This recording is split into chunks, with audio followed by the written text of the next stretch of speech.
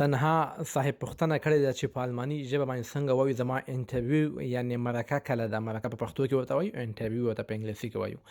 دا جمله په الماني ژبه داسې وایي: Wann ist mein Vorstellungsgespräch. Wann ist mein Vorstellungsgespräch هم وایي، Gespräch هم وایي. Vorstellungsgespräch وایي انټرویو ته. او بله پوښتنه دا ده وایي زما سرپرست څوک دی، زما سرپرست څوک دی په الماني ژبه څنګه وایو؟ دوستانو سرپرست زمونږ خپله د دې لغت ته په الماني ژبه وایو Wer ist mein Gönner. Wer ist mein Gönner. زما سرپرست څوک دی. تاسو که مشر هم ویلی شئ چې شیف زما څوک ده، مشر ته شیف وایي، خو بهتره ده همدغه ورته استفاده کړئ Wer ist mein Gönner.